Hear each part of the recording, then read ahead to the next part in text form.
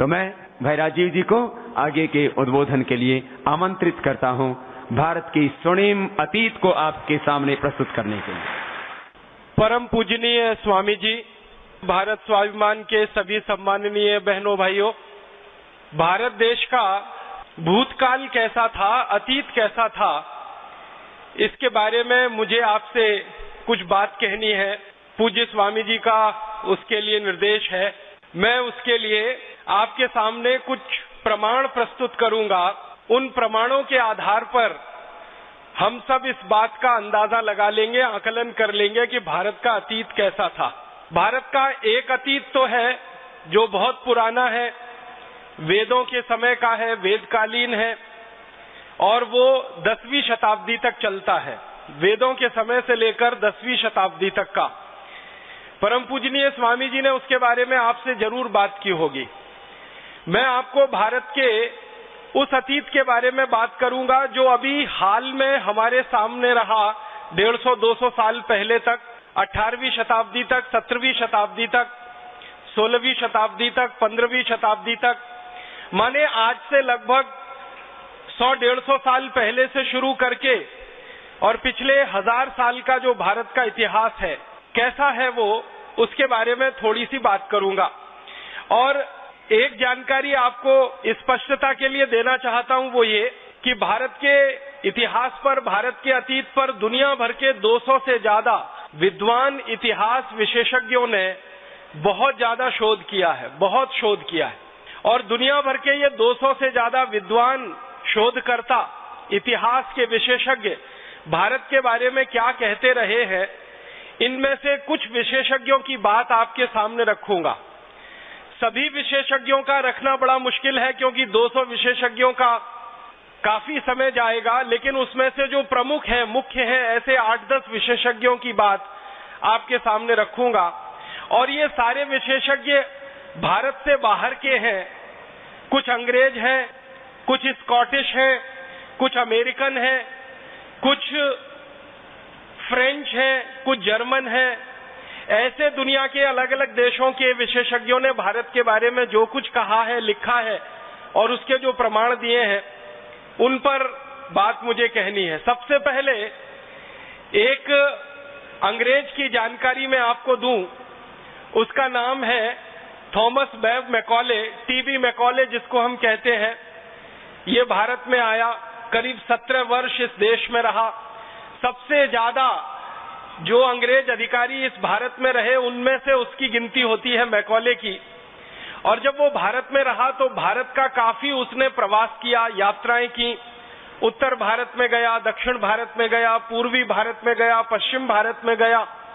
और अपने 17 साल के भारत के प्रवास के बाद वो इंग्लैंड गया और इंग्लैंड की पार्लियामेंट में, हाउस ऑफ कॉमन्स में उसने एक लंबा भाषण दिया।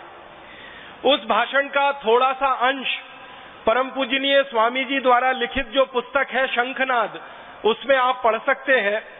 और वो अंश है, वो ये कह रहा है ब्रिटिश पार्लियामेंट के हाउस ऑफ कॉमन्स में, I have travelled length and breadth of this country India, but I have never seen a beggar and thief in this country India. इसका मतलब क्या है? वो ये कह रहा है कि मैं संपूर्ण भारत में प्रवास कर चुका हूं, उत्तर से दक्षिण, पूरब से पश्चिम में मैं जा चुका हूं, लेकिन मैंने कभी भी अपनी आंखों से भारत में एक भी व्यक्ति ऐसा नहीं देखा जो चोर हो, एक भी व्यक्ति ऐसा नहीं देखा जो बेरोजगार हो, एक भी व्यक्ति मैंने ऐसा नहीं देखा जो गरीब हो। ये बात आप ध्यान दीजिएगा, वो 2 फरवरी सन 1835 को कह रहा है।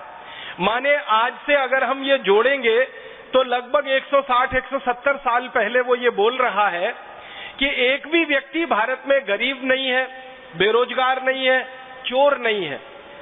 वो ये कह रहा है। इसका माने भारत में गरीबी नहीं थी, बेरोजगारी नहीं थी, और चोरी कोई क्यों करेगा जब कोई गरीब नहीं है, बेरोजगार नहीं है। फिर आगे के वाक्य में वो और बड़ी बात कह रहा है। वो कह रहा है, I have seen such wealth in this country India that we cannot imagine to conquer this country India. वो कहता है कि भारत में इतना धन और इतनी संपत्ति और इतना वैभव मैंने देखा है कि इन भारतवासियों को गुलाम बनाना बहुत मुश्किल काम है, ये आसान नहीं है। क्यों? वो खुद कहता है कि जो लोग बहुत पैसे वाले होते हैं, समृद्धशाली होते हैं, बहुत अमीर होते हैं, वो लोग जल्दी किसी के गुलाम नहीं होते। इसलिए भारतवासी हमारे गुलाम हो जाएंगे, ये मुझे बहुत मुश्किल लगता है। और फिर अगले भाषण में वो बहुत लंबी बात कहता है भारत की शिक्षा, भारत की संस्कृति, भारत की सभ्यता के बारे में। मैं उस बात को आगे नहीं ले जाना चाहता, सिर्फ प्रमाण के रूप में 2 फरवरी 1835 को दिए गए उसके भाषण के ये 2-3 वाक्य हैं जो हमारे ध्यान में आने चाहिए कि भारत में एक अंग्रेज घूम रहा है और कह रहा है कहीं गरीब नहीं है, कोई बेरोजगार नहीं है, किसी को चोरी करने की भारत में जरूरत नहीं है। इसका माने भारत कुछ काफी समृद्धशाली देश है। फिर इसी भाषण के अंत में मैकॉले एक वाक्य और कहता है, उसको मैं सीधे सुनाता हूं। वो कहता है कि भारत में जिस व्यक्ति के घर में भी मैं कभी गया तो मैंने देखा कि वहां सोने के सिक्कों का ढेर ऐसे लगा रहता है जैसे कि चने का या गेहूं का ढेर किसानों के घरों में रखा जाता है। माने सामान्य घरों से लेकर विशिष्ट घरों तक सबके पास सोने के सिक्के इतनी अधिक मात्रा में होते हैं कि वो ढेर लगाकर उन सिक्कों को रखते हैं। और वो कह रहा है कि भारतवासी कभी इन सिक्कों को गिन नहीं पाते क्योंकि गिनने की फुर्सत नहीं होती है, इसलिए वो तराजू में तौल कर रखते हैं। किसी के घर में 100 किलो सोना होता है, किसी के घर में 200 किलो होता है, किसी के घर में 500 किलो होता है। इस तरह से सोने का हमारे भारत के घरों में भंडार भरा हुआ है। ये एक प्रमाण मैकॉले का भाषण ब्रिटेन की संसद में 2 फरवरी 1835 को। इसके बाद इससे भी बड़ा एक दूसरा प्रमाण मैं आपको देता हूं। एक अंग्रेज इतिहासकार हुआ, उसका नाम है विलियम डिग्बी। ये बहुत बड़ा इतिहासकार माना जाता है इंग्लैंड में। अंग्रेज लोग इसकी बहुत इज्जत करते हैं, इसका बहुत सम्मान करते हैं। और ना सिर्फ अंग्रेज इसका सम्मान करते हैं, इज्जत करते हैं, बल्कि यूरोप के सभी देशों में विलियम डिग्बी का बहुत सम्मान है, बहुत इज्जत है। अमेरिका में भी इसकी बहुत सम्मान और बहुत इज्जत है। कारण क्या है? विलियम डिग्बी के बारे में कहा जाता है कि वो बिना प्रमाण के कोई बात नहीं कहता और बिना दस्तावेज के, बिना सबूत के वो कुछ लिखता नहीं है। इसलिए इसकी इज्जत पूरे यूरोप और अमेरिका में है। वो विलियम डिग्बी भारत के बारे में एक बड़ी पुस्तक लिखा है। उस पुस्तक का एक अंश थोड़ा सा सुनाता हूं आपको। उसने तो अंग्रेजी में लिखा है, मैं सीधे हिंदी करके बताता हूं। विलियम डिग्बी कहता है कि अंग्रेजों के पहले का भारत विश्व का सर्वसंपन्न कृषि प्रधान देश ही नहीं बल्कि एक सर्वश्रेष्ठ औद्योगिक और व्यापारिक देश भी था। अंग्रेजों से पहले का भारत खाली खेती वाला भारत नहीं था, कृषि वाला भारत नहीं था, वो औद्योगिक और व्यापारिक देश भारत था जो सर्वश्रेष्ठ था। उसके शब्द पर गौर कीजिएगा, वो कह रहा है सर्वश्रेष्ठ, माने दुनिया में भारत के मुकाबले उस जमाने में कोई भी देश नहीं था। और ये बात वो कब कह रहा है? 17वीं शताब्दी में वो कह रहा है। माने आज से अगर हम गिनना शुरू करें तो लगभग 300 साल पहले के भारत के बारे में विलियम डिग्बी कह रहा है कि सारी दुनिया के देशों में भारत औद्योगिक रूप से, व्यापारिक रूप से और कृषि के रूप में सर्वश्रेष्ठ देश है। माने कृषि उत्पादन हमारा सबसे अच्छा है, औद्योगिक उत्पादन दुनिया में सबसे ज्यादा है और व्यापार भी हम दुनिया में सबसे ज्यादा करते हैं। उसके आगे वो कहता है कि भारत की भूमि इतनी उपजाऊ है जितनी दुनिया के किसी देश में नहीं। फिर आगे कहता है कि भारत के व्यापारी इतने ज्यादा होशियार हैं जो दुनिया के किसी देश में नहीं। फिर वो आगे कहता है कि भारत के जो कारीगर हाथ से कपड़ा बनाते हैं, उनका बनाया हुआ कपड़ा, रेशम का तथा अन्य कई वस्तुएं पूरे विश्व के बाजार में बिक रही हैं। और इन वस्तुओं को भारत के व्यापारी जब बेचते हैं तो बदले में इन वस्तुओं के वो सोना और चांदी की मांग करते हैं जो सारे दुनिया के दूसरे व्यापारी आसानी के साथ भारतवासियों को दे देते हैं। इस वाक्य को ठीक से समझिए।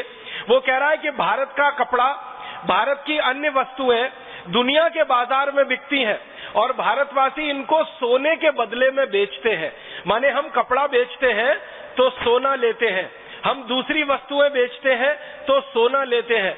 सोने के बदले में ही भारत के व्यापारी इन वस्तुओं का विनिमय दूसरों से करते हैं क्योंकि ये वस्तुएं सर्वश्रेष्ठ हैं और दुनिया में कोई भी दूसरा देश इनको बना नहीं सकता, क्योंकि इनकी कारीगरी और इनका हुनर सिर्फ भारत और भारत के ही पास है।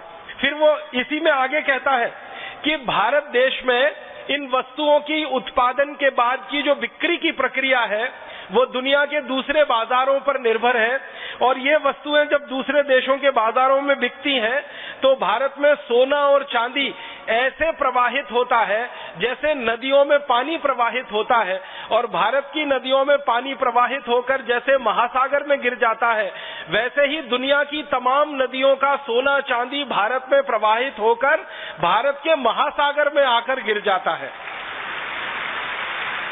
और वो अपनी पुस्तक में कहता है कि दुनिया के देशों का सोना चांदी भारत में आता तो है, लेकिन भारत के बाहर 1 ग्राम सोना और चांदी कभी जाता नहीं है।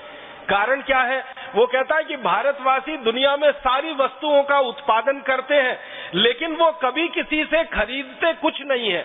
मतलब सीधा सा ये है कि भारत आयात कुछ नहीं करता है, इंपोर्ट कुछ नहीं करता है। जो भी कुछ है भारत, वो सिर्फ एक्सपोर्ट और निर्यात ही करता है। इसका मतलब बहुत साफ है कि आज से 300 साल पहले का भारत निर्यात प्रधान देश था। एक भी वस्तु हम विदेशों से नहीं खरीदते थे और वस्तुओं को बेचकर हम सोना चांदी सारी दुनिया से लेकर आते थे। विलियम डिग्वी जैसा एक बड़ा इतिहासकार हुआ, वो फ्रांस का हुआ, उसका नाम है फ्रांसवा पिराड। फ्रांसवा पिराड ने 1711 में भारत के बारे में एक बहुत बड़ा ग्रंथ लिखा है और उसमें उसने सैकड़ों प्रमाण दिए हैं। उस ग्रंथ में से एक छोटा सा प्रमाण मैं आपको प्रस्तुत करना चाहता हूं। फ्रांसवा पिराड अपनी पुस्तक में कहता है कि भारत देश में मेरी जानकारी में 36 तरह के ऐसे उद्योग चलते हैं जिनमें उत्पादित होने वाली हर वस्तु विदेशों में निर्यात होती है। फिर वो आगे लिखता है कि भारत के सभी शिल्प और उद्योग उत्पादन में सबसे उत्कृष्ट, कलापूर्ण और कीमत में सबसे सस्ते हैं। सोना, चांदी, लोहा, इस्पात, तांबा, अन्य धातुएं, जवाहरात, लकड़ी के सामान, मूल्यवान दुर्लभ पदार्थ, ये सब इतनी ज्यादा विविधता के साथ भारत में बनती हैं जिनके वर्णन का कोई अंत नहीं हो सकता। और जो सबसे महत्व की बात वो कह रहा है कि मुझे जो प्रमाण मिले हैं, फ्रांसवा पिराड अपनी पुस्तक में लिख रहा है कि मुझे जो प्रमाण मिले हैं उनसे ये पता चलता है कि भारत का निर्यात दुनिया के बाजारों में पिछले 3000 वर्षों से अबाधित रूप से बिना रुके हुए लगातार चल रहा है। ये बात वो 1711 में लिख रहा है और कह रहा है कि पिछले 3000 साल से भारत का निर्यात दुनिया के बाजारों में चल रहा है। इसका माने आप अंदाजा लगाइए, 17वीं शताब्दी में, उससे 1000 साल पहले 7वीं शताब्दी में, और उससे 1000 साल पहले, और उससे 1000 साल पहले, अगर ये पूरी गणना हम करते जाएं तो महात्मा बुद्ध के जन्म से लगभग 500 वर्ष पहले, हमारे देश के तीर्थंकर महावीर स्वामी के जन्म से लगभग 650 वर्ष पहले भारत दुनिया के सभी देशों के बाजारों में सबसे ज्यादा निर्यात करने वाला देश है। 3000 साल की गिनती फ्रांसवा पिराड ने भारत के बारे में निकाली है। फिर उसके बाद एक स्कॉटिश है जिसका नाम है मार्टिन। वो इतिहास की पुस्तक में भारत के बारे में कहता है कि ब्रिटेन के निवासी, इंग्लैंड के निवासी जब बर्बर और जंगली जानवरों की तरह से जीवन बिताते रहे, तब भारत में दुनिया का सबसे बेहतरीन कपड़ा बनता था और सारी दुनिया के देशों में बिकता था। और ये मार्टिन नाम का जो स्कॉटिश हिस्टोरियन है, ये कहता है कि मुझे ये स्वीकार करने में कोई शर्म नहीं है कि भारतवासियों ने सारी दुनिया को कपड़ा बनाना और कपड़ा पहनना सिखाया है। और वो कहता है हम अंग्रेजों ने और अंग्रेजों के सहयोगी जातियों के लोगों ने भारत से ही कपड़ा बनाना सीखा है और पहनना भी सीखा है। फिर वो कहता है कि रोमन साम्राज्य में जितने भी राजा और रानी हुए हैं वो सभी भारत के कपड़े मंगाते रहे हैं, पहनते रहे हैं और उन्हीं से उनका जीवन चलता रहा है। एक फ्रांसीसी इतिहासकार है 1750 में, उसका नाम है टेवर्नी। वो क्या कह रहा है? वो कह रहा है भारत के वस्त्र इतने सुंदर और इतने हल्के हैं कि हाथ पर रखो तो पता ही नहीं चलता कि उनका वजन कितना है। सूत की महीन कताई मुश्किल से नजर आती है। भारत में कालीकट, ढाका, सूरत, मालवा में इतना महीन कपड़ा बनता है कि पहनने वाले का शरीर ऐसा दिखता है कि मानो वो एकदम नग्न है। माने कपड़े की बुनाई इतनी बारीक है कि अंदर का शरीर भी उसमें से दिखाई देता है। वो कहता है इतनी अद्भुत बुनाई भारत के कारीगर जो हाथ से कर सकते हैं वो दुनिया के किसी भी देश में कल्पना करना संभव नहीं है। फिर उसके बाद एक अंग्रेज है विलियम वॉर्ड, वो कहता है कि भारत में मलमल का उत्पादन इतना विलक्षण है, ये भारत के कारीगरों के हाथों का कमाल है। जब इस मलमल को घास पर बिछा दिया जाता है और उस पर ओस की कोई बूंद गिर जाती है तो वो दिखाई नहीं देती है, क्योंकि ओस की बूंद में जितना पतला रंग होता है, माने जितना हल्का रंग होता है, उतना ही हल्का वो कपड़ा होता है। इसलिए ओस की बूंद और कपड़ा आपस में मिल जाते हैं, अलग अलग दिखाई नहीं देते। इतनी बारीक बुनाई भारत के कपड़े की है।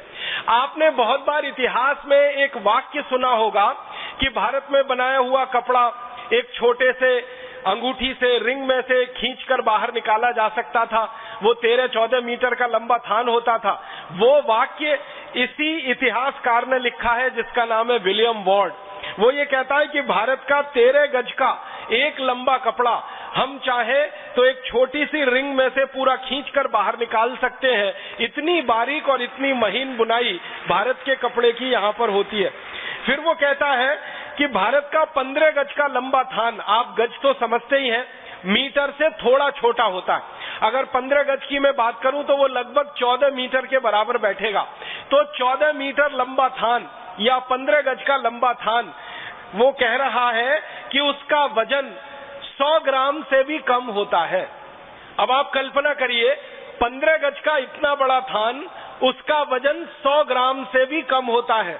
वो कह रहा है कि मैंने बार बार भारत के कई थानों का वजन किया है, हर एक थान का वजन 100 ग्राम से भी कम निकलता है। और कुछ थान का वजन तो ग्रेन में उसने तौला है।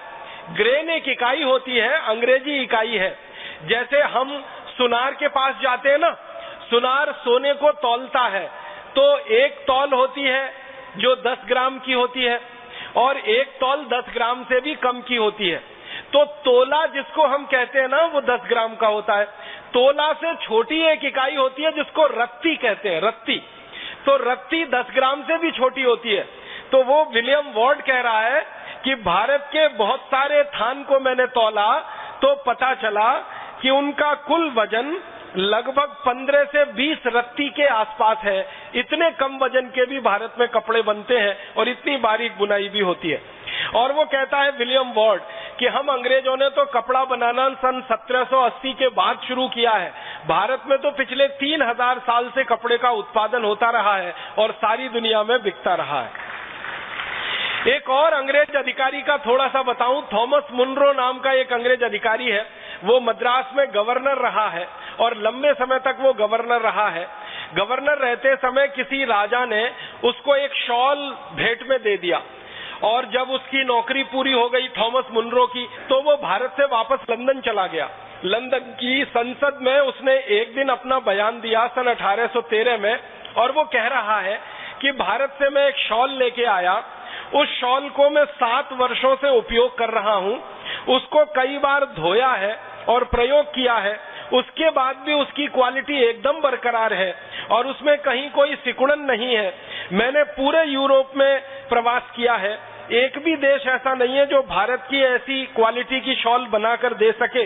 भारत ने अपने वस्त्र उद्योग में सारी दुनिया का दिल जीत लिया है और भारत के वस्त्र अतुलित और अनुपमेय मानदंड के हैं, जिसमें सारे भारतवासी रोजगार पा रहे हैं। और इस तरह से लगभग 200 इतिहासकार हैं, सभी का बताना थोड़ा मुश्किल है।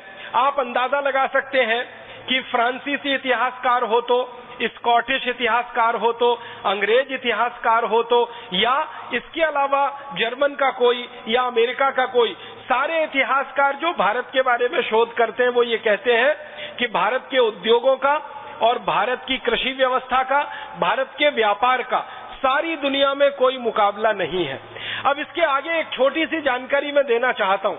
अंग्रेजों की संसद में भारत के बारे में समय समय पर बहस होती रही है। तो सन 1813 में भारत के बारे में एक बहस हो रही है और उस बहस के समय जो अंग्रेजी सांसद बात कर रहे हैं उनमें कई सारी रिपोर्ट है, कई सारे सर्वे हैं, सर्वेक्षण है जिनका हवाला दिया जा रहा है। तो ऐसी ही एक रिपोर्ट का हवाला मैं आपके सामने रखता हूं। अंग्रेजों की संसद में बहस हो रही है कि भाई भारत की आर्थिक स्थिति क्या है और कैसी है। तो भारत की आर्थिक स्थिति के बारे में कहा जा रहा है कि सारी दुनिया में जो कुल उत्पादन होता है उसका 43% उत्पादन अकेले भारत में होता है।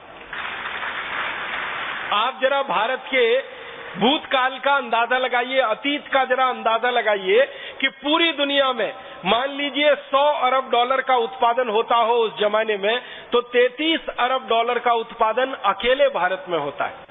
इसको एक दूसरे तरीके से समझने की कोशिश करें कि सारी दुनिया में अगर 100 रुपए का माल बनता है तो 33 रुपए का माल अकेले भारत में बनता है। अब आप जरा देखिए, दुनिया में 200 देश हैं, 200 देशों में कुल मिलाकर उत्पादन है वो 57% है और भारत अकेले में जो कुल उत्पादन है वो 43% है। माने सारी दुनिया के 200 देशों में से 2-4 को छोड़कर एक तरफ कर दें और भारत अकेला एक तरफ हो जाए तो कई देशों का उत्पादन भारत के अकेले उत्पादन के बराबर बैठता है। इतना बेहतरीन उत्पादन करने वाला ये देश रहा है। और ये आंकड़ा सबसे पहली बार अंग्रेजों की संसद में सन 1813 में कोट किया गया। बाद में इसी आंकड़े को अंग्रेजों ने 1835 में कोट किया और 1840 में भी कोट किया। और अंग्रेजों का ये कहना है कि सन 1840 तक भारत का उत्पादन सारी दुनिया में सबसे अधिक है और वो कुल दुनिया के उत्पादन का 43% है। अब मैं थोड़ी तुलना करूं तो आपको बात समझ में आएगी। आज अगर सारी दुनिया के कुल उत्पादन की बात की जाए तो अमेरिका देश का कुल उत्पादन सारी दुनिया के कुल उत्पादन का लगभग 25% है। और थोड़ा आगे बढ़े तो अमेरिका के साथ चीन नाम के देश का कुल उत्पादन पूरी दुनिया के उत्पादन का लगभग 23% है। ये 23% और 25% चीन और अमेरिका दोनों मिल जाएं तो इनका लगभग कुल उत्पादन जो होता है उससे थोड़ा ही कम भारत का कुल उत्पादन रहा आज से लगभग 250 वर्ष पहले तक। माने आज की दुनिया में चीन और अमेरिका मिलकर जितना कुल उत्पादन करते हैं उतना उत्पादन लगभग उससे थोड़ा कम भारत करता रहा 1840 के साल तक। इतना बड़ा उत्पादक देश था भारत। फिर इसके बाद अंग्रेजों की संसद में और एक आंकड़ा भारत के बारे में कोट किया गया कि सारी दुनिया के व्यापार में भारत का जो हिस्सा है वो लगभग 33% है। इसका मतलब क्या हुआ? पूरी दुनिया में जो सामान बिक रहा है, जो निर्यात हो रहा है, उसमें भारत का निर्यात लगभग 33% है। और ये आंकड़ा अंग्रेजों ने 1840 तक कोट किया है। माने सन 1840 तक सारी दुनिया के बाजार में भारत का माल 33% बिकता है। अब आप 100 रुपए का या 100 अरब डॉलर का निर्यात देखें पूरी दुनिया में तो 33 अरब डॉलर का निर्यात भारत का। 100 अरब डॉलर का उत्पादन देखें पूरी दुनिया में तो 43 अरब डॉलर का उत्पादन भारत का। और इसी तरह से और एक आंकड़ा अंग्रेजों की संसद में भारत के बारे में कोट किया गया और वो आंकड़ा है कि सारी दुनिया की जो कुल आमदनी है, सकल जगत की जो कुल आमदनी है, उस आमदनी का लगभग 27% हिस्सा अकेले भारत का है। तो अब आप कल्पना करिए, दुनिया की कुल आमदनी का 27% हमारा हिस्सा, दुनिया के कुल निर्यात का 33% हमारा हिस्सा और दुनिया के कुल उत्पादन का 43% हमारा हिस्सा। ऐसा बड़ा अद्भुत उत्पादक, निर्यातक और व्यापारी देश भारत रहा है सन 1840 तक। अब उस समय अमेरिका की बात करें तो सन 1840 में सारी दुनिया के निर्यात में अमेरिका का निर्यात जो है वो 1% से कम है। सारी दुनिया के निर्यात में ब्रिटेन का निर्यात सन 1840 तक आधे % से कम है।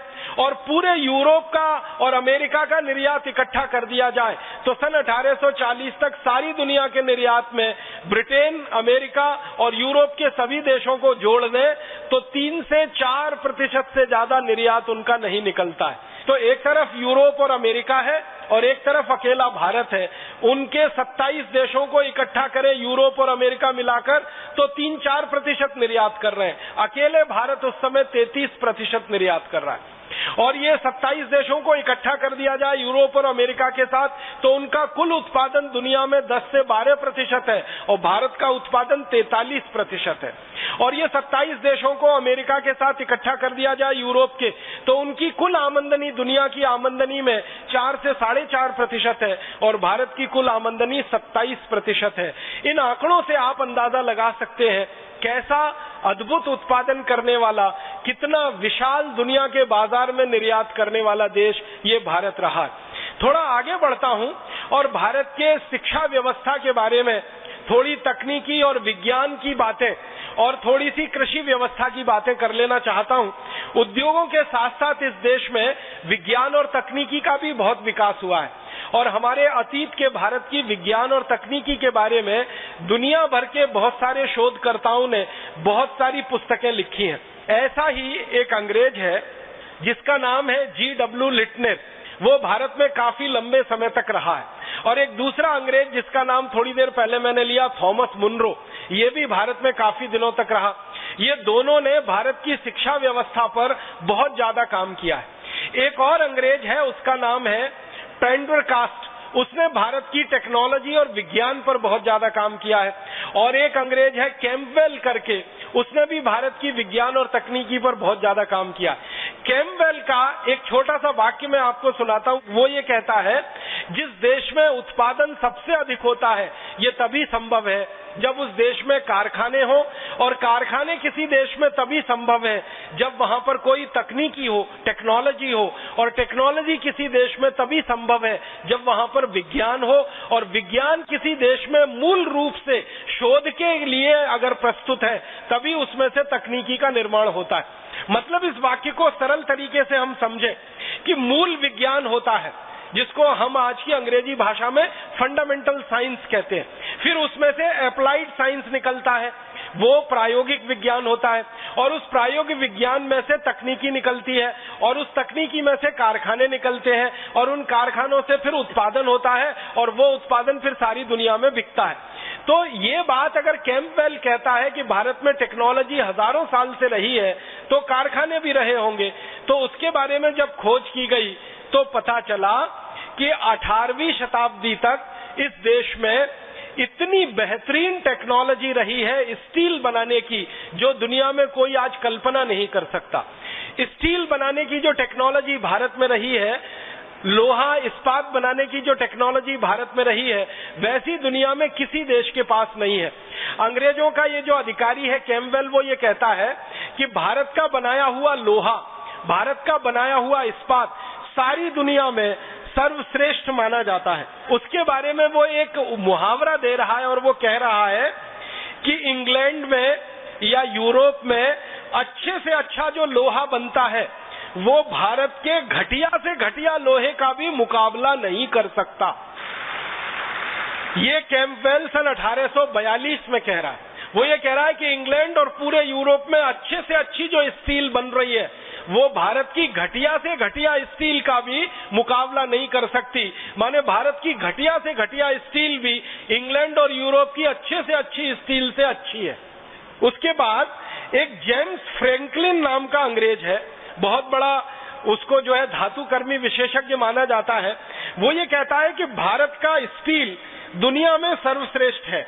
यूरोप में सबसे अच्छा स्टील इस समय बनता है स्वीडन में, लेकिन भारत का स्टील उससे कई गुना अच्छा है। भारत के कारीगर स्टील को बनाने के लिए जो भट्टियां तैयार करते हैं, जिनको हम अंग्रेजी में ब्लास्ट फर्नेस कहते हैं, वह दुनिया में कोई नहीं बना पाता।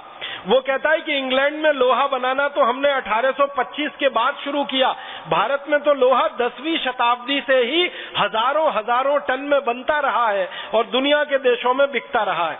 वो ये कहता है कि मैं 1764 में भारत से स्टील का एक नमूना लेके आया था। मैंने इंग्लैंड के सबसे बड़े विशेषज्ञ डॉक्टर स्कॉट को स्टील दिया था और उनको ये कहा था कि लंदन रॉयल सोसाइटी की तरफ से आप इसकी जांच कराइए। डॉक्टर स्कॉट ने भारत की उस स्टील की जांच कराई तो कहा कि ये भारत का स्टील इतना अच्छा है कि सर्जरी के लिए बनाए जाने वाले सारे उपकरण इससे बनाए जा सकते हैं जो दुनिया में किसी दूसरे देश के पास उपलब्ध नहीं। आप जानते हैं सर्जरी के लिए जो उपकरण बनाए जाते हैं, चाकू बनाए जाते हैं, छुरियां बनाई जाती हैं, कैंचियां बनाई जाती हैं, टांका लगाने के लिए सुई बनाई जाती है, ऐसे 100 से ज्यादा उपकरण सर्जरी के लिए बनाए जाते हैं।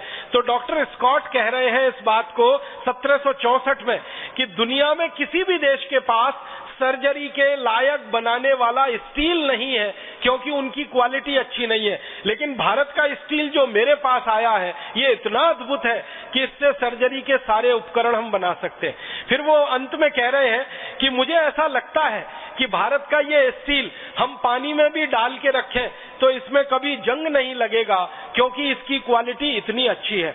आप जानते हैं कि लोहा या स्टील दुनिया में एक ऐसी वस्तु है जो थोड़ी देर के लिए भी पानी के संपर्क में आए, नमी के संपर्क में आए तो सबसे पहले उसमें जंग लगती है, जिसको हम सब लोग अंग्रेजी में रस्टिंग कहते हैं। लेकिन स्कॉट कह रहा है भारत के स्टील के बारे में कि मुझे लगता है कि इसको पानी में भी डाल के रखें तो बिल्कुल जंग नहीं लगेगी। इस क्वालिटी का स्टील भारत में बन रहा है। अब इसके थोड़ा आगे चलूं, अगर स्टील इतनी अच्छी क्वालिटी का है तो एक अंग्रेज अधिकारी है, उसका नाम है लेफ्टिनेंट कर्नल ए वॉकर। उसने भारत के शिपिंग इंडस्ट्री पर सबसे ज्यादा रिसर्च किया है। वो ये कहता है कि भारत का जो अद्भुत लोहा है, स्टील है, ये जहाज बनाने के काम में बहुत ज्यादा आता है। और वो कहता है कि दुनिया में जहाज बनाने की सबसे पहली कला और सबसे पहली तकनीकी भारत में ही विकसित हुई है, और दुनिया के देशों ने पानी के जहाज बनाना भारत से सीखा है, और किसी देश के पास पानी का जहाज बनाने की तकनीकी उपलब्धि नहीं रही है। फिर वो कहता है कि भारत इतना विशाल देश है, इसमें लगभग 2 लाख गांव हैं। इन 2 लाख गांव को समुद्र के किनारे स्थापित हुआ माना जाता है। इन सभी गांवों में जहाज बनाने का काम पिछले हजारों वर्षों से चलता है।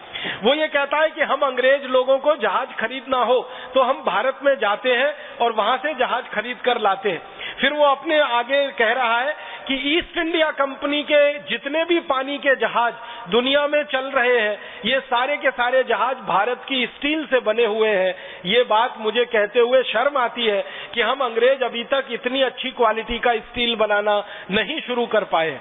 फिर वो कहता है कि भारत का कोई पानी का जहाज जो 50 साल चल चुका है पानी में, उसको अगर हम खरीद लें अंग्रेज, और खरीदने के बाद उसको ईस्ट इंडिया कंपनी की सेवा में लगाएं, तो 50 साल तो वो भारत में चल चुका है। हमारे यहाँ आने के बाद भी वो 20-25 साल और चल जाता है। इतनी मजबूत पानी के जहाज बनाने की कला और टेक्नोलॉजी भारत के कारीगरों के हाथ में है।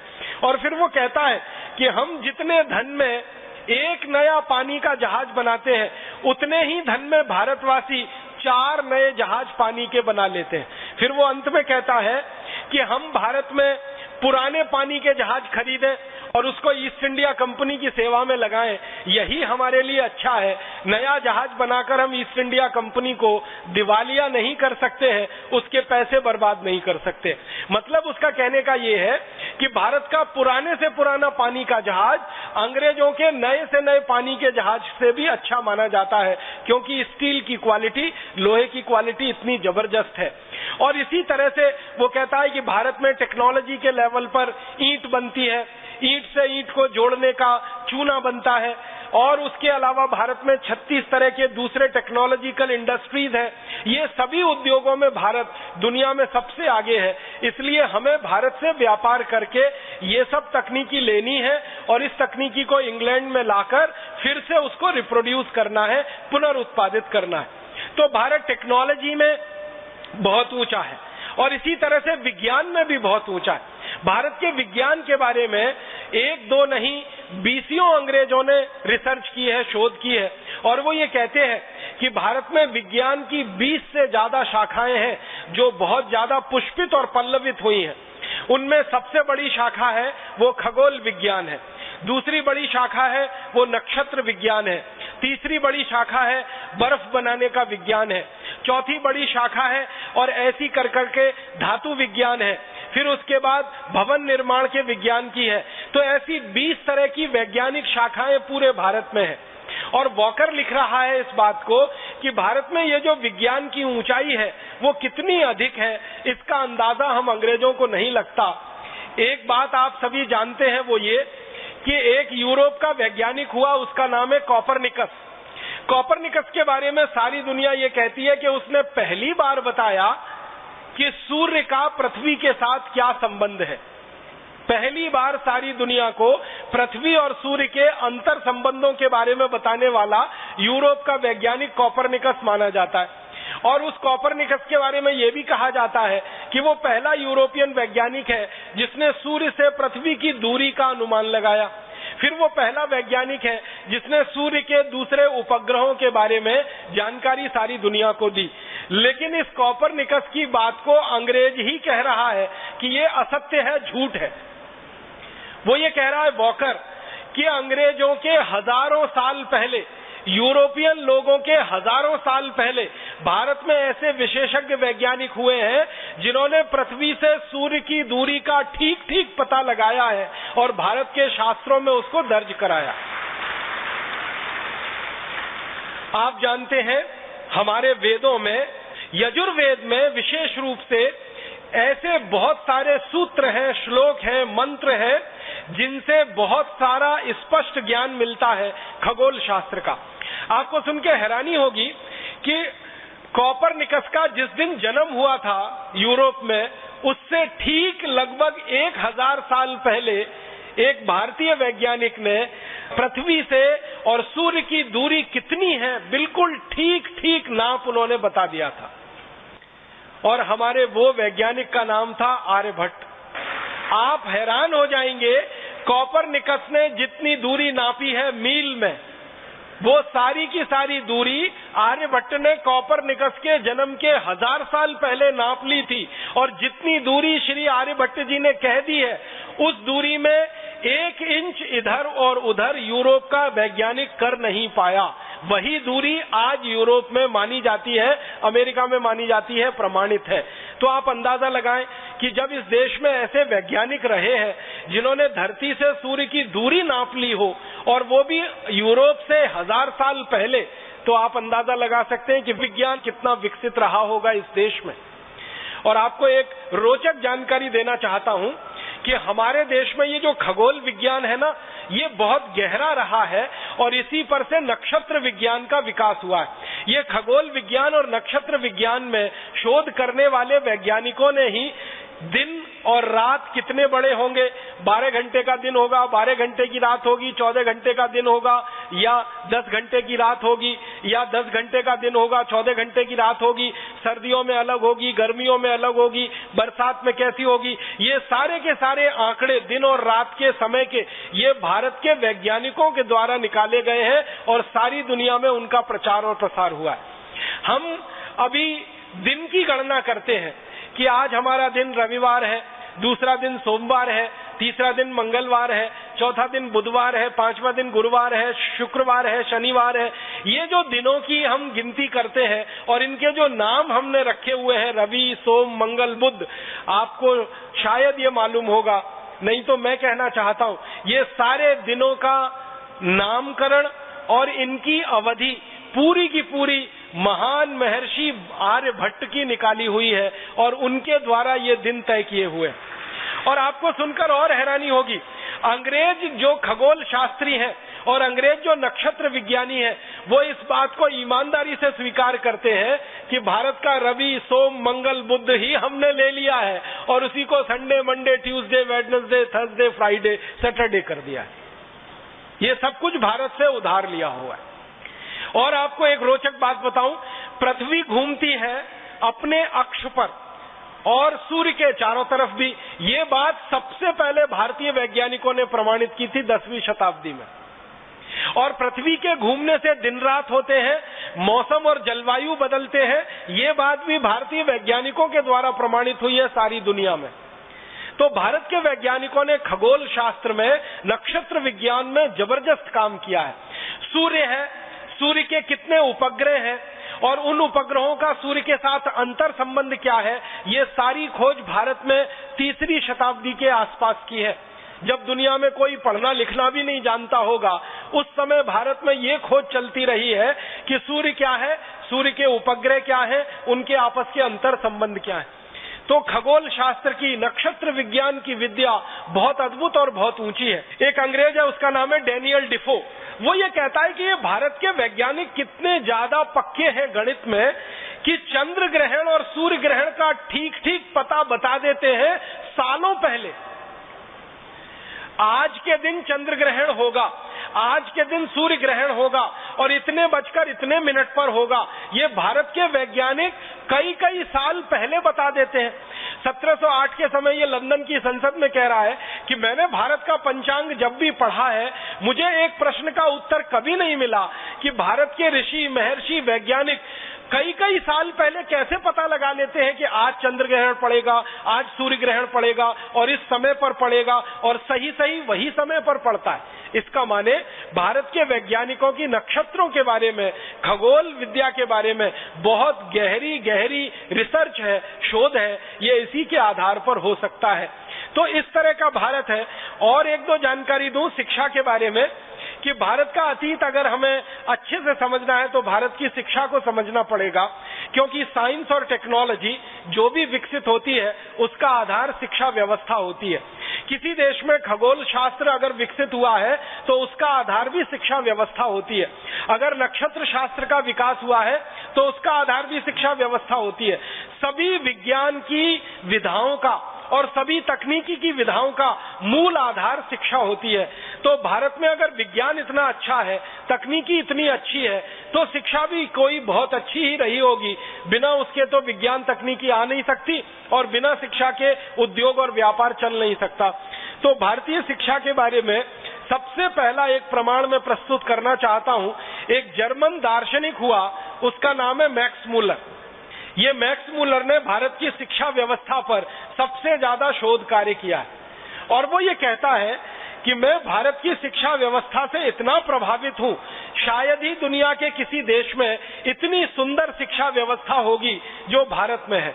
और भारत के बंगाल राज्य के बारे में मैक्स मूलर एक आंकड़ा दे रहा है कि भारत का जो बंगाल राज्य है, बंगाल प्रांत है, बंगाल प्रांत आप जानते हैं भारत का एक प्रांत है। और ये जब बंगाल की जो वो बात मैक्स मूलर कह रहा है, वो बंगाल है जिसमें पूरा बिहार है, आधा उड़ीसा है, आज का पूरा पश्चिम बंगाल है और आसाम है, और आसाम के ऊपर के छोटे छोटे 7 प्रदेश हैं। इस बंगाल राज्य के बारे में मैक्स मूलर कह रहा है कि मेरी जानकारी में 80,000 से अधिक गुरुकुल पूरे बंगाल में सफलता के साथ पिछले हजारों साल से चल रहे हैं। 80,000 गुरुकुल, ये मैक्स मूलर ने गिनती करवाई है। और सिर्फ एक राज्य के बारे में, एक राज्य है बंगाल। इसी तरह से एक अंग्रेज विद्वान है, शिक्षा शास्त्री है, उसका नाम है लुडलो, और लुडलो आता है भारत में और करीब 16-17 साल रहता है इस देश में, और 16-17 साल रहकर भारत में घूमा है। घूमने के बाद शिक्षा व्यवस्था पर उसने सर्वेक्षण किया है। वो क्या कह रहा है? वो कह रहा है कि भारत में एक भी गांव ऐसा नहीं है जहां कम से कम एक गुरुकुल नहीं है। कम से कम माने हर गांव में कम से कम एक गुरुकुल तो है ही, एक से भी ज्यादा है। फिर आगे वो कह रहा है कि भारत के बच्चे एक भी ऐसे नहीं है जो गुरुकुल में ना जाते हो पढ़ाई के लिए, माने सभी बच्चे गुरुकुल में जाते हैं पढ़ाई के लिए। अब आप पूछेंगे कि ये लुडलो किस समय की बात कर रहा है? ये लुडलो 18वीं शताब्दी की बात कर रहा है, ज्यादा पुरानी बात नहीं कर रहा है। उसके अलावा एक और अंग्रेज है जिसका नाम है G.W. लिटनेर। वो ये कहता है कि मैंने भारत के उत्तर वाले इलाके का पूरा सर्वेक्षण किया है शिक्षा का, और मेरे सर्वेक्षण की रिपोर्ट बताती है कि भारत में 200 लोगों पर एक गुरुकुल चलता है। भारत में 200 लोगों पर एक गुरुकुल चलता है। पूरे उत्तर भारत की रिपोर्ट में वो ये निष्कर्ष दे रहा है। अब उत्तर भारत का मतलब क्या है? आज का पूरा पाकिस्तान, आज का पूरा पंजाब, आज का पूरा हरियाणा, आज का पूरा जम्मू कश्मीर, आज का पूरा हिमाचल प्रदेश, आज का पूरा उत्तर प्रदेश और आज का पूरा उत्तराखंड, ये सारा इलाका मिलकर उत्तर भारत है। और उत्तर भारत के बारे में लिटनेर की रिपोर्ट है सन 1822 की, उसमें वो कहता है कि 200 लोगों पर कम से कम एक गुरुकुल पूरे उत्तर भारत में है। और इसी तरह से थॉमस मुनरो की रिपोर्ट है, वो ये कह रहा है कि दक्षिण भारत में 400 लोगों पर कम से कम एक गुरुकुल भारत में है। अब ये उत्तर और दक्षिण को मिला दिया जाए तो सारे भारत के बारे में औसत निकाला जाए तो ये औसत निकलता है 300 लोगों पर कम से कम एक गुरुकुल भारत में है। और जिस जमाने में ये सर्वेक्षण हुआ है उस जमाने में भारत की जनसंख्या लगभग 20 करोड़ के आसपास है।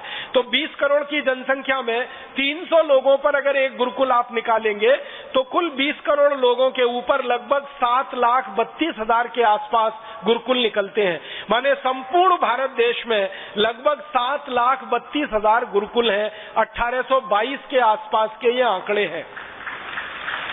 इसका मतलब क्या है? आप और इस बात को हैरानी से समझने की कोशिश करिए कि सन 1822 में भारत में 7,32,000 अगर गुरुकुल हैं तो गांव कितने हैं?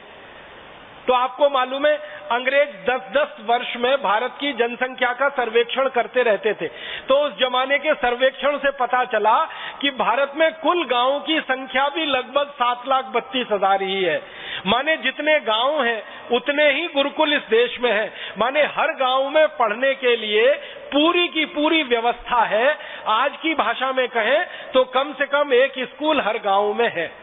इसी रिपोर्ट में आगे चले तो और एक अद्भुत बात पता चलती है कि सन 1822 में भारत में तो हर गांव में एक स्कूल है। तो इंग्लैंड की जरा बात करें, यूरोप की जरा बात करें कि वहां कितने स्कूल हैं और वहां कितने गांव में कितने स्कूल हैं, कितनी आबादी पे कितना स्कूल है। तो अंग्रेजों के इतिहास के बारे में पता चलता है कि सन 1868 तक तो पूरे इंग्लैंड में सामान्य बच्चों को पढ़ाने के लिए एक भी स्कूल नहीं था। 1868 तक।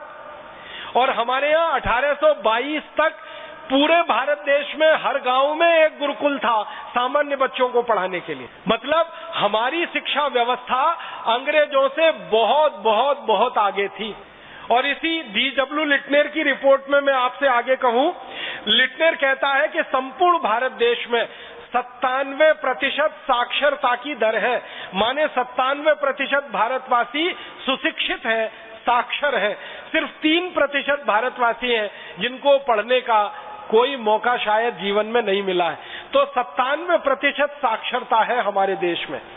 अब अगर आज के भारत की बात करें, 2009 के भारत की बात करें तो आपको मालूम है इस समय भारत में साक्षरता की दर पूरी ताकत लगा के, जब भारत देश में सर्व शिक्षा अभियान चल रहा है, ऊपर से नीचे तक हजारों करोड़ रुपए खर्च किए जा रहे हैं, तब हमारे देश में साक्षरता की दर मात्र 50% पहुंच पाई है। और 1822 में हमारी साक्षरता की दर 97% रही है। इसका माने हमारी शिक्षा व्यवस्था आज जो है इससे कई गुना अच्छी अंग्रेजों से पहले इस देश में रही है। फिर भारत की शिक्षा व्यवस्था के बारे में एक और अद्भुत बात है जो सारी दुनिया के लिए जानने योग्य है। भारत की शिक्षा व्यवस्था में क्या है कि ये सभी जो गुरुकुल हैं, इन गुरुकुलों को चलाने के लिए कभी भी किसी राजा से कोई दान और अनुदान नहीं लिया जाता। 7,32,000 गुरुकुल इस देश में चलते हैं और किसी राजा से एक पैसा नहीं लिया जाता। ये सारे गुरुकुल समाज के द्वारा चलाए जाते हैं। आप बोलेंगे समाज के द्वारा कैसे चलते हैं? हमारे गांव-गांव में जहां जहां गुरुकुल रहे हैं वहां समाज के लोगों ने गुरुकुल के लिए भूमि दान कर रखी है और उस भूमि पर जितना उत्पादन होता है उस उत्पादन की आय से गुरुकुल आराम से चलता है। जरूरत पड़े तो गांव के लोग गुरुकुल के लिए दान इकट्ठा करते हैं और गुरुकुल उसका उपयोग करता है। तो सारे भारत के गुरुकुल साधारण लोगों के दान के पैसे से चलते हैं। राजा के पैसे से इस देश में एक भी गुरुकुल नहीं चलता है। ये सबसे महत्व की बात है जो सारी दुनिया को जानने के लिए है। इसके अलावा भारत के गुरुकुलों में समय क्या है पढ़ाई का? तो सूर्योदय से सूर्यास्त का ये समय है पढ़ाई का। हमारे यहाँ आजकल के जो स्कूल चलते हैं वहां का समय है सवेरे 10 बजे से दोपहर 2-3 बजे तक, लेकिन हमारे प्राचीन गुरुकुलों में जो समय है वो सूर्योदय से लेकर सूर्यास्त तक। अब सूर्योदय से लेकर सूर्यास्त तक जो विद्यार्थी हैं वो क्या क्या पढ़ते हैं? तो उनमें वो 18 विषय पढ़ते हैं। गणित पढ़ते हैं जिसको वैदिक गणित कहा जाता है, खगोल शास्त्र पढ़ते हैं, नक्षत्र विज्ञान पढ़ते हैं, धातु विज्ञान पढ़ते हैं जिसको आज हम मेटलर्जी कहते हैं, एस्ट्रोफिजिक्स पढ़ते हैं, केमिस्ट्री माने रसायन शास्त्र पढ़ते हैं। ऐसे लगभग 18 विषय विद्यार्थियों को पढ़ाए जाते हैं। और आपको ऐसा लगता होगा, कई लोगों के मन में ये भ्रम हो जाता है कि भारत में गुरुकुल माने खाली संस्कृत पढ़ाई जाती होगी और वेद और उपनिषद पढ़ा दिए जाते होंगे। लेकिन यहाँ दस्तावेज बताते हैं कि भारत में सभी गुरुकुलों में संस्कृत तो पढ़ाई जाती है माध्यम के लिए, और वेद पढ़ाए जाते हैं और उपनिषद पढ़ाए जाते हैं विद्यार्थियों में संस्कार देने के लिए। लेकिन विद्या देने के लिए खगोल शास्त्र, नक्षत्र विज्ञान, धातु विज्ञान, धातु कला और फिर शौर्य विज्ञान माने सैन्य विज्ञान जिसको हम कहते हैं, जिसको मिलिट्री ट्रेनिंग कहते हैं, इस तरह के 18 विषय अलग अलग विद्यार्थियों को पढ़ाए जाते हैं। फिर इन गुरुकुलों में पढ़ने के लिए विद्यार्थी जब आते हैं तो उनकी उम्र कितनी होती है? तो एक अंग्रेज अधिकारी लिख रहा है, उसका नाम है पेंडरगास्ट। वो कहता है कि जब कोई बच्चा भारत में 5 साल 5 महीने और 5 दिन का हो जाता है, बस उसी दिन उसका गुरुकुल में प्रवेश हो जाता है। 5 साल 5 महीने और 5 दिन का हो जाता है, उसी दिन बच्चे का प्रवेश गुरुकुल में हो जाता है और लगातार 14 वर्ष तक वो गुरुकुल में पढ़ता है और 14 वर्ष की शिक्षा पूरी करके वो गुरुकुल से बाहर निकलता है तो एक संपूर्ण मानव बन के निकलता है और वो जिम्मेदारी परिवार की उठा सकता है, समाज की उठा सकता है और देश की उठा सकता है। और पेंडरगास्ट कहता है कि शिक्षा भारत में इतनी आसान है कि गरीब हो या अमीर हो, पैसे वाला हो या बिना पैसे वाला हो, सबके लिए शिक्षा समान है और सबके लिए व्यवस्था समान है। और आपने तो ये बात बहुत बार सुनी होगी कि हमारे देश में गुरुकुलों की व्यवस्था ऐसी ही रही है कि भगवान श्री कृष्ण भी जिस गुरुकुल में पढ़े उसी गुरुकुल में उनके मित्र सुदामा भी पढ़े। और सुदामा की आर्थिक स्थिति के बारे में आप जानते हैं कि भगवान कृष्ण को मुट्ठी भर चावल नहीं खिला सकते, इतनी आर्थिक स्थिति कमजोर है। फिर भी सुदामा को गुरुकुल में प्रवेश मिला है और श्री कृष्ण के साथ बैठकर उन्होंने शिक्षा ग्रहण की है। माने एक तरफ करोड़पति का बेटा और दूसरी तरफ रोडपति का बेटा, दोनों एक ही जगह बैठकर समान शिक्षा ले रहे हैं और गुरु उनको समान भाव से शिक्षा दे रहा है। भारतीय गुरुकुलों की ये अद्भुत विशेषता है। सारी दुनिया के विद्वान इस बात पर भारत की बहुत प्रशंसा करते हैं। वो ये कहते हैं कि भारत की शिक्षा हमेशा से निशुल्क रही है और इस निशुल्क शिक्षा के कारण गरीब हो या अमीर सबको पढ़ने की व्यवस्था भारत में रही है। माने बहुत ज्यादा पैसा है वही पढ़ पाएगा, जिसके पास पैसा नहीं है वो नहीं पढ़ पाएगा। ये भारत के गुरुकुलों में कभी नहीं रहा। थोड़ा आगे बढ़ता हूं, इन गुरुकुलों के आधार पर जो भारत में चलता रहा है वो क्या है? इन गुरुकुलों में विद्यार्थी धातु विज्ञान सीखते हैं या नक्षत्र विज्ञान सीखते हैं या खगोल विज्ञान सीखते हैं या धातु कर्म सीखते हैं या भवन विज्ञान सीखते हैं। जो कुछ भी सीखते हैं और सीखकर निकलते हैं शायद वही बड़े बड़े वैज्ञानिक और इंजीनियर हो जाते हैं। 14 वर्ष की पढ़ाई सामान्य नहीं होती है। आज की आधुनिक शिक्षा व्यवस्था में अगर हम देखें तो यहाँ 14 वर्ष की पढ़ाई तो जो प्रोफेशनल एजुकेशन है उसी में होती है। यहाँ तो भारत में सामान्य गुरुकुलों में 14 वर्ष की पढ़ाई होती है और इसके बाद विशेषज्ञता हासिल करनी है, पंडित होना है, पांडित्य आपको लाना है तो उसके लिए उच्च शिक्षा के केंद्र इस देश में चलते हैं, जिनको उच्च शिक्षा केंद्र अंग्रेजों ने कहा है। आज हम उनको भारत में यूनिवर्सिटी और कॉलेजेस कह सकते हैं। आज इस भारत देश में 2009 में भारत सरकार के लाखों करोड़ों रुपए खर्च होने के बाद लगभग 13,500 कॉलेजेस हैं, प्राइवेट और सरकारी सब मिलाकर, और 450 विश्वविद्यालय हैं, निजी और सरकारी दोनों मिलाकर। 13,500 कॉलेजेस हैं और 450 विश्वविद्यालय हैं। जब लाखों करोड़ों रुपए सरकार ने खर्च किया है। अब मैं आपको 1822 के बारे में जानकारी देता हूं कि 1822 में अकेले मद्रास प्रांत में, मद्रास प्रेसिडेंसी उसको कहा जाता है, अकेले मद्रास प्रांत में, मद्रास प्रांत का मतलब क्या है? आंध्र प्रदेश, तमिलनाडु, केरल और कर्नाटक का कुछ हिस्सा, ये पूरा मद्रास प्रांत है। अकेले मद्रास प्रांत में 1822 में 11,575 कॉलेजेस रहे हैं और 109 विश्वविद्यालय रहे हैं अकेले मद्रास प्रांत में। और फिर मद्रास प्रांत के बाद ऐसे ही मुंबई प्रांत है, और फिर मुंबई प्रांत के बाद ऐसे ही पंजाब प्रांत है, फिर नॉर्थ वेस्ट फ्रंटियर है।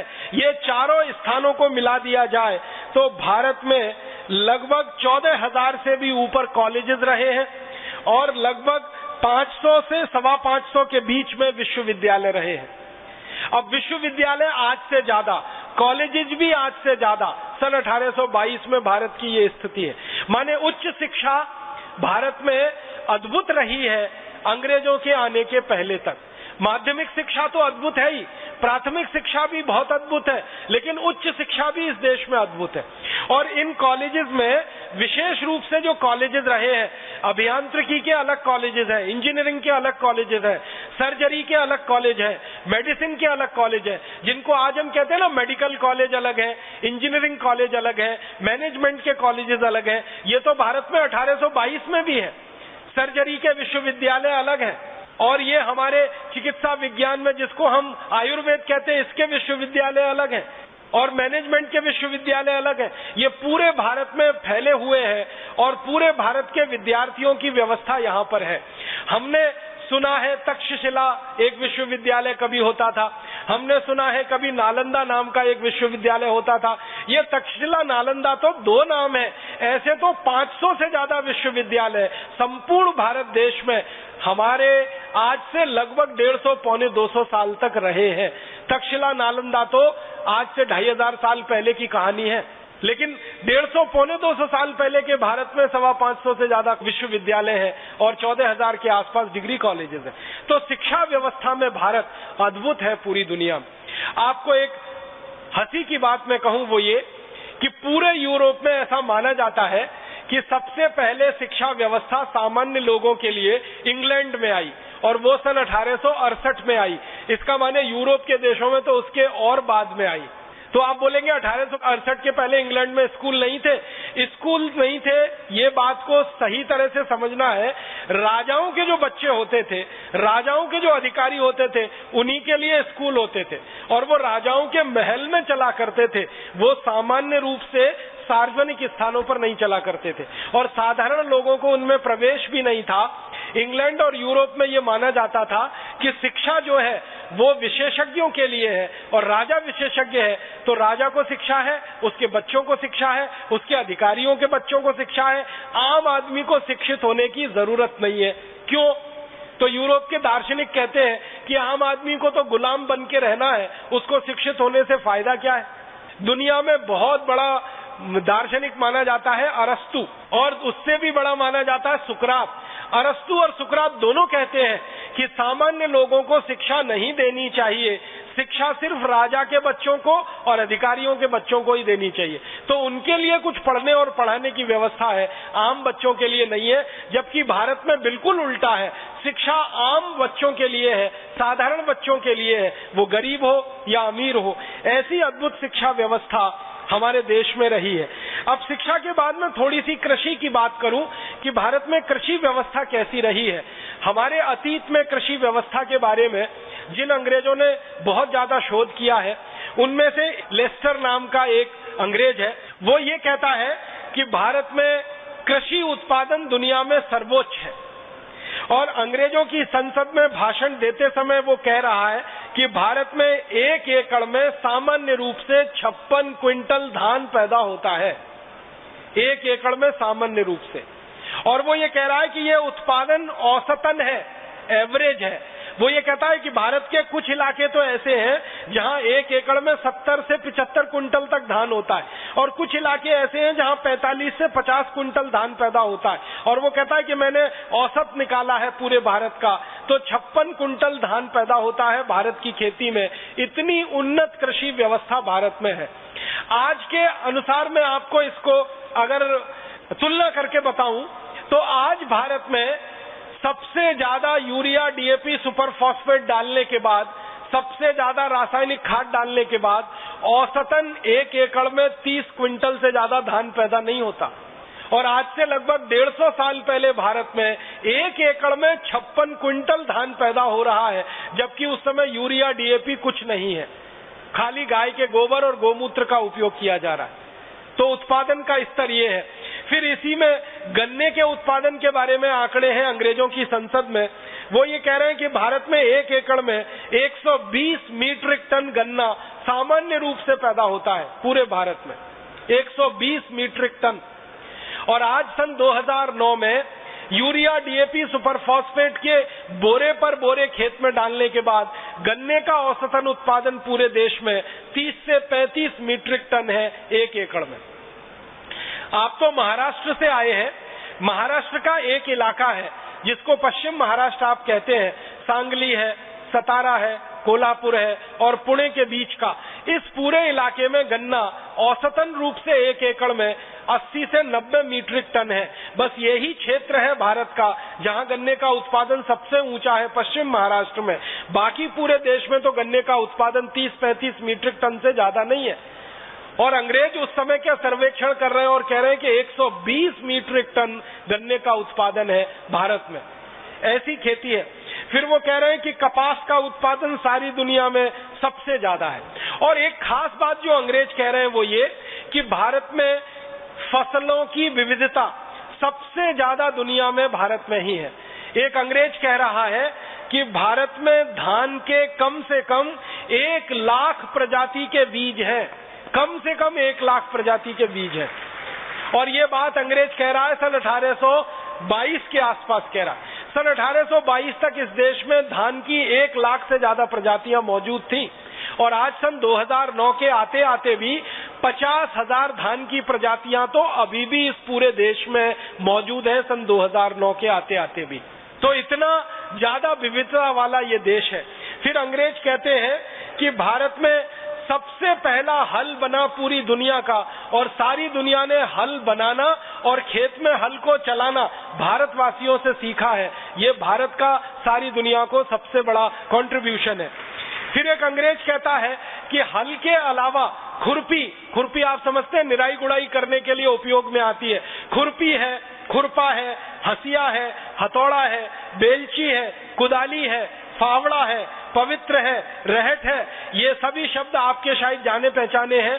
अंग्रेज कहते हैं कि ये सब चीजें दुनिया में बाद में आई हैं, भारत में सैकड़ों साल पहले ही ये बन चुकी हैं और इनका उपयोग होता रहा है। माने खुरपी, खुरपा, हसिया, फावड़ा, कुदाली जो सारी दुनिया में आज भी इस्तेमाल होते हैं खेत के लिए, वो भारत में सबसे पहले विकसित हुई हैं। और बीज को एक पंक्ति में बोने की जो परंपरा है वो हजारों साल पहले भारत में विकसित हुई है। दूसरे देशों को तो उसकी कभी कल्पना नहीं रही है। और इसी तरह अंग्रेजों के इंग्लैंड में 1750 में पहली बार कुछ किसानों ने भारत आकर खेती सीखी और यहां से जाकर अपने इंग्लैंड में उन्होंने कुछ प्रयोग किए और उसके बाद खेती का काम थोड़ा बहुत उनके यहाँ आगे बढ़ा। उसके पहले कोई उनके यहाँ रिकॉर्ड्स नहीं मिलते हैं कि खेती उनके यहाँ कोई बहुत अच्छी होती थी। तो आप पूछेंगे 1750 के पहले ये इंग्लैंड वाले जीते कैसे थे या स्कॉटलैंड वाले कैसे जीते थे अगर खेती इतनी अच्छी नहीं थी? वो जंगल के द्वारा होने वाले उत्पादन और पशुओं को शिकार करके उनके द्वारा उत्पादित होने वाले मांस पर जिंदा रहते थे। जंगल से जो कुछ मिल गया और पशुओं को मारकर जो मांस पैदा कर लिया उसी को खाकर उनका जीवन हजारों साल गुजरा है। और जिस समय इंग्लैंड वाले या यूरोप वाले 2 ही चीजें खा पाते थे, या तो मांस या तो जंगल के फल, उस समय भारत में खाने के लिए 1 लाख किस्म के चावल उपलब्ध हुआ करते थे। तो बाकी चीजों की तो बात छोड़ दीजिए आप। तो ऐसी अद्भुत हमारी कृषि व्यवस्था रही है। और इसी कृषि व्यवस्था के साथ थोड़ा आगे 2-3 बातें और कहता हूं कि कृषि व्यवस्था जब इतनी अद्भुत रही हमारे देश में तो उत्पादन सारी दुनिया में सबसे ज्यादा हम करते रहे और उस उत्पादन को दुनिया भर के देशों में हम निर्यात करते रहे। तो भारत से लोहा ही निर्यात नहीं किया हमने, कपड़ा ही निर्यात नहीं किया है। हजारों साल तक भारत का चावल दुनिया में निर्यात हुआ है। हजारों साल तक दालें भारत ने दुनिया को निर्यात की है। हजारों साल तक भारत में बनाया हुआ गुड़, ये जो शक्कर बनती है ना, चीनी, ये तो अभी 100 साल पहले बनना शुरू हुई है। उसके पहले गुड़ बनता था और गुड़िया शक्कर बनती थी। तो गुड़ और गुड़िया शक्कर सारी दुनिया को हजारों साल तक भारत ने उत्पादित करके खिलाई है। और खाने पीने की हजारों चीजें दुनिया भर के देश हमसे खरीदते रहे हैं और हमको बदले में सोना, चांदी, हीरे, जवाहरात मिलते रहे। अब मैं एक आखिरी बात कहना चाहता हूं आपसे, वो ये कि भारत ने कृषि उत्पादन में सर्वोच्चता हासिल की, भारत ने औद्योगिक उत्पादन में सर्वोच्चता हासिल की, भारत ने व्यापार में सर्वोच्चता हासिल की। ये सबका आधार था भारत की शिक्षा व्यवस्था। अगर शिक्षा व्यवस्था अच्छी नहीं होती तो शायद भारत ये कोई भी काम अच्छा नहीं कर पाता। किसी भी देश का तरक्की का पैमाना हम जब नापते हैं ना कि इस देश का कितना विकास है, तो दो ही चीजों से वो पैमाना नापा जाता है और बनता है। पहला होता है स्वास्थ्य और दूसरा होता है चिकित्सा। भारत का स्वास्थ्य दुनिया में सबसे अद्भुत रहा है, क्योंकि इस देश में चिकित्सा विज्ञान दुनिया में सबसे ज्यादा उन्नत स्थिति में रहा है। चिकित्सा विज्ञान में हजारों किस्म की आयुर्वेद की जड़ी बूटियां और सर्जरी की सारी विद्या पूरी दुनिया को यहीं से गई है। और अभी जो सर्जरी के पुराने दस्तावेज मिलते हैं वो बताते हैं कि भारत में हिमाचल प्रदेश और पूरा महाराष्ट्र, कर्नाटक, आंध्र प्रदेश, तमिलनाडु, केरल, ये 7-8 राज्य थे जहां सर्जरी के सबसे बड़े शोध केंद्र चला करते थे। और एक दो नहीं, हजारों सर्जरी के विशेषज्ञ इन केंद्रों में पढ़कर तैयार होते थे और समाज की सेवा करते थे। आपको सुनकर हैरानी होगी, जब दुनिया में कोई नहीं जानता था, आंख में मोतियाबिंद का पहला ऑपरेशन भारत में हुआ है। और जिसको आज हम राइनोप्लास्टी कहते हैं, सर्जरी की सबसे आधुनिकतम विज्ञा, उसका सबसे पहला परीक्षण और प्रयोग भी भारत में हुआ है। और इंग्लैंड की जो रॉयल सोसाइटी ऑफ सर्जन है, वो अपने इतिहास में लिखते हैं कि हमने सर्जरी भारत से सीखी है और उसके बाद पूरे यूरोप को हमने ये सर्जरी सिखाई है। तो भारत चिकित्सा में बहुत ऊंचा, भारत तकनीकी में बहुत ऊंचा, भारत विज्ञान में बहुत ऊंचा, भारत उद्योग में बहुत ऊंचा, और इन सब के बाद भारत व्यापार में बहुत ऊंचा। और ये सबका आधार भारत शिक्षा व्यवस्था में सबसे ऊंचा। ऐसा अद्भुत देश हमारा भारत रहा है जो अंग्रेजों के आने के पहले तक था। तो फिर आप बोलेंगे इतनी गिरावट भारत में कैसे आई? ये सारी गिरावट भारत में आई अंग्रेजों की नीतियों के कारण और अंग्रेजों के कानूनों के कारण। अंग्रेजों ने देखा कि भारत की सारी व्यवस्थाएं इतनी अद्भुत हैं, तो इन सारी व्यवस्थाओं को खत्म करना है, तोड़ना है, क्योंकि गुलाम बनाना है भारत को। मैकॉले कहता है कि भारत को गुलाम बनाना है तो भारत की संस्कृति, सभ्यता, शिक्षा, इन सब का नाश करना पड़ेगा। तो उनका नाश करने के लिए उन्होंने कानून बनाए। सबसे पहले एक कानून बनाया, इंडियन एजुकेशन एक्ट, और उस कानून के आधार पर भारत के गुरुकुल बंद किए गए और धीरे धीरे भारत की शिक्षा व्यवस्था का नाश हो गया। फिर अंग्रेजों ने एक दूसरा कानून बनाया कि भारत की वस्तुओं पर ज्यादा से ज्यादा कर लगाओ और अंग्रेजी वस्तुओं को भारत में टैक्स फ्री कराओ। उसके बाद भारत के कारखाने बंद हो गए, फिर भारत का निर्यात खत्म हो गया। फिर भारत की कृषि व्यवस्था के लिए अंग्रेजों ने कानून बनाया कि किसानों के ऊपर 90% लगान लगाओ और किसानों की जमीनें छीनने के लिए लैंड एक्विजिशन एक्ट बनाओ। उसके बाद हिंदुस्तान के किसान बर्बाद हो गए। फिर किसानों के काम आने वाली गाय और बैल, इनका कत्ल कराओ। और सबसे पहला कत्ल खाना अंग्रेजों ने शुरू किया कलकत्ता में, जो आज भी चल रहा है। अंग्रेज उसमें 350 गाय रोज काटते थे, अब उस कत्ल खाने में 14,000 गाय रोज कट रही है। तो ये सारी की सारी दुर्व्यवस्था जो हमारे यहाँ पैदा हुई, वो अंग्रेजों की गलत नीतियों के कारण और अंग्रेजों के गलत शासन व्यवस्था के कानूनों के कारण हुई। अगर अंग्रेजी शासन नहीं होता और अंग्रेजी कानून इस देश में लादे नहीं जाते, तो आज मैं इस बात को बहुत विश्वास से कह सकता हूं कि आज भी भारत दुनिया का सर्वोच्च शिखर पर बैठा हुआ देश होता, चिकित्सा में, शिक्षा में, उद्योग में, व्यापार में, तकनीकी में, विज्ञान में। अगर अंग्रेज नहीं आते, ईस्ट इंडिया कंपनी नहीं आती, अगर अंग्रेजी कानून इस देश पर नहीं लादे जाते और अंग्रेजी नीतियां इस देश में नहीं चलाई जाती, तो अभी भी भारत अद्भुत होता, सारी दुनिया की महाशक्ति होता, परम वैभवशाली देश होता। लेकिन दुर्भाग्य के अंग्रेज आए और उन्होंने ये सब किया। अब हमें क्या करना चाहिए? भारत स्वाभिमान के कार्यकर्ता के नाते मुझे ये लगता है कि हमको, जो भारत कभी अंग्रेजों के आने के पहले था, विश्व शिखर में सर्वोच्च सत्ता पर बैठा हुआ सर्वश्रेष्ठ देश, वैसा ही भारत फिर बनाना है। यही हमारे भारत स्वाभिमान के लिए सपना है और इसी सपने को पूरा करने के लिए हम सब परम पूजनीय स्वामी जी के नेतृत्व में सेना बनकर काम करें और सेना बनकर अपने सेनापति के आदेश पर वो सब कर डालें जो इस भारत के गौरव को फिर से वापस लाने में हमारी मदद कर सके। आप सभी का बहुत आभार, बहुत धन्यवाद।